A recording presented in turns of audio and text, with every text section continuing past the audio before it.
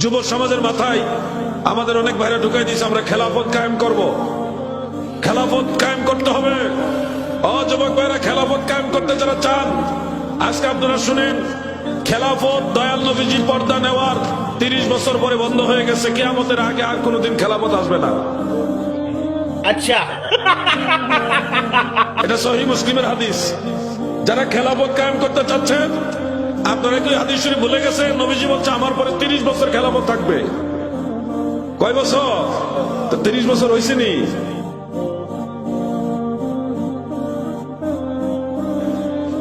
হয় নাই? 1450 বছর কই গেছে? 30 বছর পরে খেলাফত শেষ, আর আপনি 1400 বছর পরে এসে বলতেছেন খেলাফত কায়েম করব। শুনুন, খেলাফত দুই প্রকার। যারা সত্যিকারের খেলাফত চান, আল্লাহর ওলির কাছে যাইতে হবে। আল্লাহর ওলির দরবারে সত্যিকারের খেলাফত এখনকার জমানায় আছে। আর আপনারা যে খেলাফত করতেছেন, এটা 1400 বছর আগে বন্ধ হয়ে গেছে।